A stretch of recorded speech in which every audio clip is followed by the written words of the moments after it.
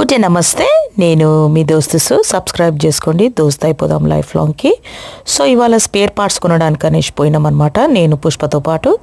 ఇక్కడ రాక్లీ అనేసి ఒక ఇండస్ట్రియల్ ఏరియా ఉంటుంది. అక్కడ మొత్తం ఇండస్ట్రియల్ పార్ట్స్ ప్లస్ ఇండస్ట్రియల్ సంబంధించిన వస్తువులన్నీ దొరుకుతాయి అన్నమాట.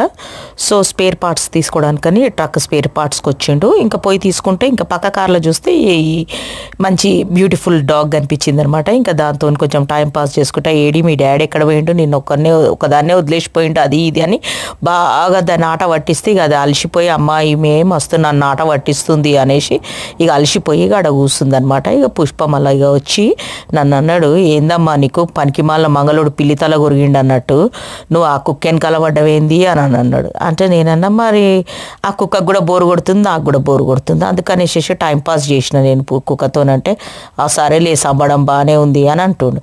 అనేసేసి అగజోడు ఇక తలకాయ ఊపుతున్నాడు. మళ్ళీ దాని తర్వాత నమస్తేలు పెడుతున్నాడు. అగో మళ్ళీ పుష్ప స్టైల్ చేస్తున్నాడు. జర కొంచెం అంటుండు నా గడ్డం తీసే వరకు ఊకోలేదమ్మా అందరూ నా గడ్డం తీపిచ్చేసిర్రు అని అంటుండు. ఇక దాని తర్వాత మన ముందు దేశపోళ్ళు ఉంటారు, అర్థం చేసుకోండి. నేను వాళ్ళ పేరు తీసిందంటే నా పెళ్లి చేస్తారు ఈడ. అయితే మన పై దేశపోళ్ళు, ముందు దేశపోళ్ళు కాదు మన పై దేశపోళ్ళు ఉంటారు చూసినావా, ఆ ఫోన్లు గిన్లు అవన్నీ తయారు చేస్తారా, మిషన్లు చేస్తారు. వాళ్ళు కారు పోతుంది అనమాట ముందు. ఇక మనోడు వాళ్ళు కొంచెం మెల్లగా పోయిర్రంట చూడు. వాళ్ళు 80 స్పీడ్ లోపల 50 ఎంతో పోయిర్రంట. ఇక వాళ్ళు పోతలేరు, వాళ్ళు జల్దీ పోవాలి అనేసి వాళ్ళ వెనకాల తగిలిండు కదా.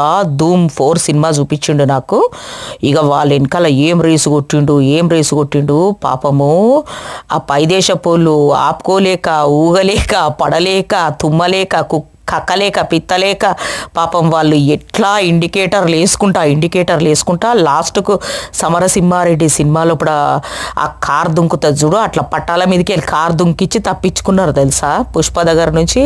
అంత వాళ్ళ పిడ తీసిండు వెనకాల పడి ఇక నేను సప్పుడు చేయకుండా కూర్చున్నా, ఎంతనన్ను నడుపుకో ఏమన్నా చేసుకో అని అనుకున్నా. ఇక దాని తర్వాత ఆడ ఫిష్ అండ్ చిప్స్ షాప్ దగ్గర మళ్ళీ ఫిష్ అండ్ చిప్స్ కొనుక్కున్నాడు.